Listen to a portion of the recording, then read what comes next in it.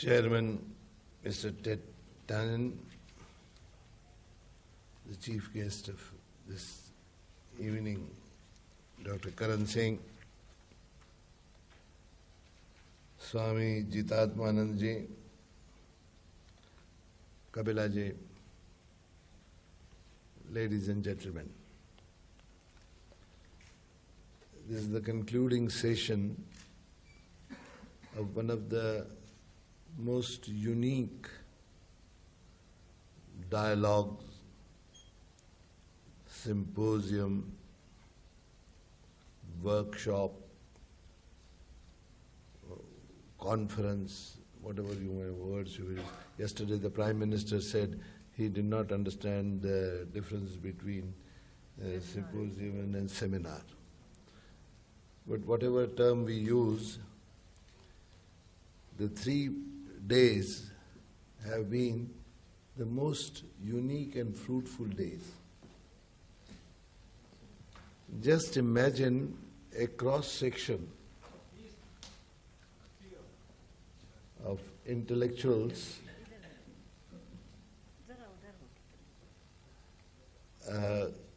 getting together from these two continents,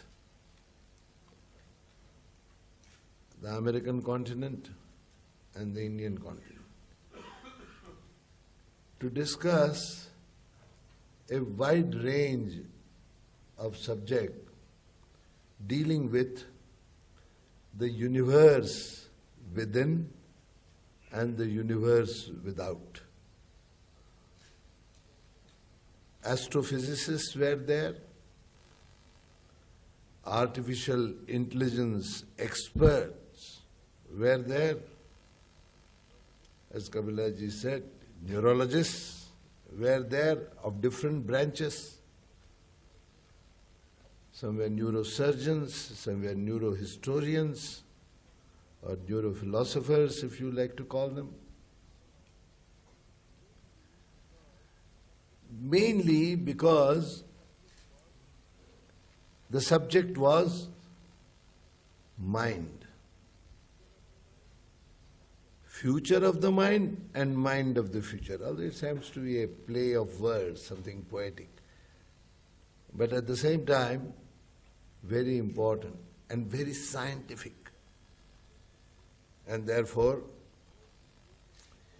the first impression on the first day that I got, Dr. Sahib, was when experts, knowledgeable people like professor or doctor, because these words sometimes are also confusing to us, Rosenfield, Merznick, Romelard, when they were speaking, I thought, what are ignoramuses like us doing here? Here are experts who are speaking in such depth details about the field of brain and going down up to the smallest cells, which then they said can be manipulated also, the researchers have shown, and when they told us about the research into subjectivity, and we got flabbergasted. And I thought they must have also felt for some time, right, at least in the beginning, that these people from India, they are talking about 6,000 years of their heritage of spirituality and all that blah blah of Atma and soul and universe within and cosmic knowledge. This is something woolly. And, well, let them tell us something about what is happening today in the world and field of science and bring them down to earth. And therefore, but at the end of the 3 days, we both felt, when we heard great people, scientists from India, neurosurgeons and other experts, physicists, talking in terms of the research that has been made, how even the study of within has been a science for all these thousands of years. Well, maybe gaps due to complacency. When everything becomes stable in society, you tend to become complacent. When you become complacent, even the best philosopher tends to become weak. And when people as a whole become weak, then people who are strong, who can come outside, they conquer you, they put you down. And then everybody thinks that you fellows, you are weak fellows, you can be enslaved. What philosophy are you going to teach us? That's how people thought of us when a man like Vivekananda, because the impression in the what is commonly called West was that Indians probably are a sort of a semi-barbaric lot. And same the Keynesian concept of jungle thing. On one end of the pendulum, Rajas, Maharajas, and at the other end, utterly poor people, beggars, ignorant lot. That impression still continues. I don't know, due to our lack of effort or probably. But the fact remains, it is in this context that when people interacted and felt that no, here is a place where even from ancient times, as one person, Mrs. Patel, coming from Pondicherry, pointed out during our discussions, the great modern seer of times, Arvind, he made a scientific research all his life on the universe within. It is as scientific as one can do in the laboratory by dissecting brain into smallest molecular parts or cells, biogenetic cells. That is also in research. This is what the seers used to do. And that is why when, after those 3 days of discussion, we came to feel that both these approaches, an approach in a young but powerful democracy, the most powerful democracy of the world, young when I say 5,000 years civilization fortunately continuing,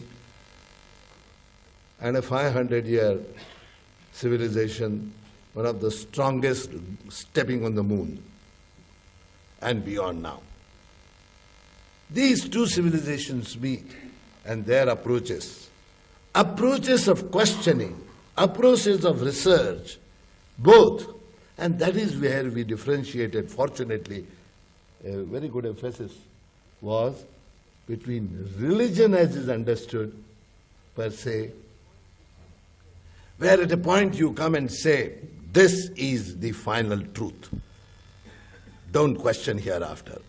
And if you question, mind you, no tolerance.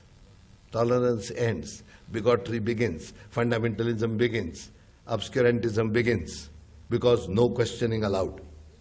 That is the distinction. In India, the word dharma is not coterminous with what we call religious bigotry or religions per se, where people talk of. We also have obscurantism in our country, not that it has been there. Whenever obscurantism came, a rebel like Buddha rose, Adi Shankaracharya rose, and so many others. Constantly they have been coming.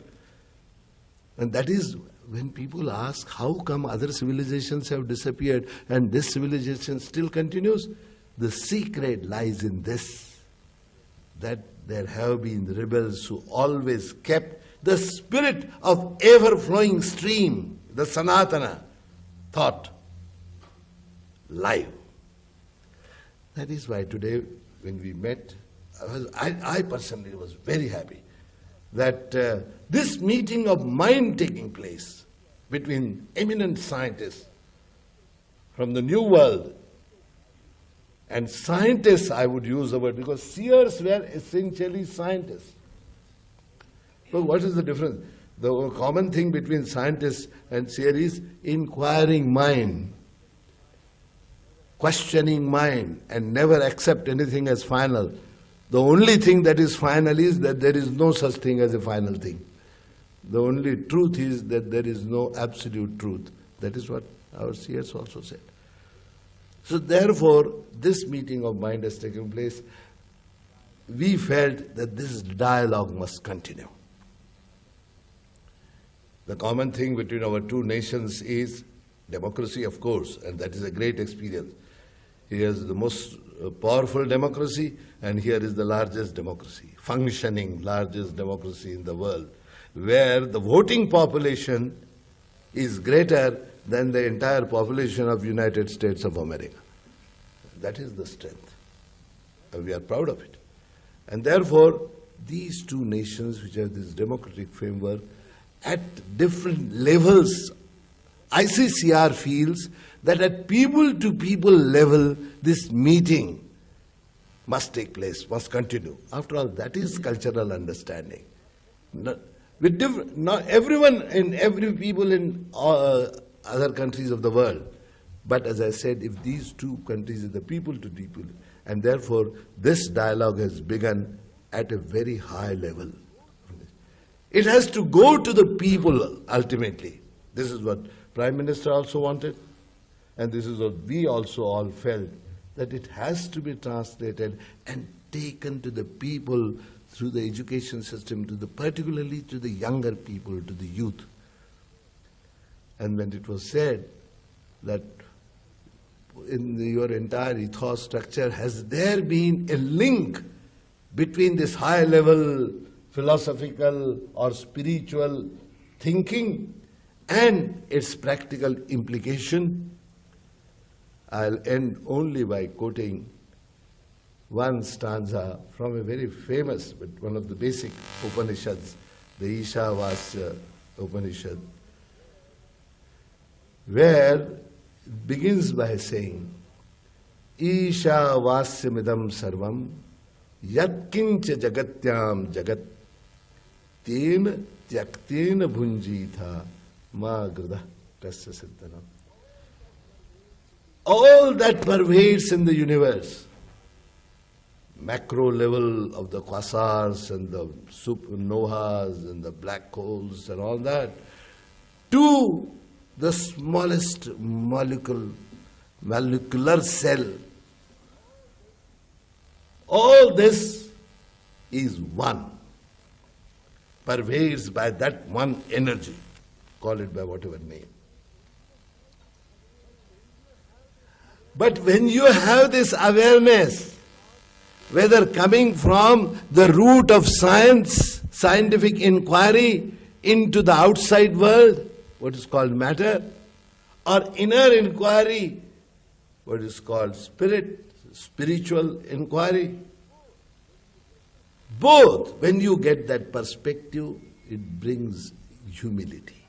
The most important test of a real seer or a person of realization, it has been said, it brings utter humility, because he has ceased then, having had that perspective, he has ceased to be an egoistic matter living in this small frame called his body, personality. The I-ness disappears. And therefore, with this awareness, then live in this world, then act in this world, tena tyaktena bhunjita. And therefore, there is no question of any coveting anything, power, or as I said this morning, we politicians always keep on coveting. Very well. We're constantly coveting for power. So that is where the application comes. The seer says, Tena tyaktena bhunjita ma grida kasas. What are you coveting? Whose is this wealth? That was the application. This application is relevant today for the entire human family, and this is what the scientists and the scientists in India, spiritualists in India, like Swami Jitatmanand, we are attempting to achieve. Relevance of this seminar, symposia, has also been the timing, the beautiful timing, because this is the time when, on the 11th September, the Parliament of Religions was held 100 years back in United States. So the relevance continues. Many such similar things could be talked of. We believe, and in the ICCR, I would like to thank, in the end, all those who have worked so hard to organize this unique seminar. Many more people could be drawn in. But this dialogue has to continue, and as I said this morning to our friends of the press, this is the beginning in this process of what was identified by the two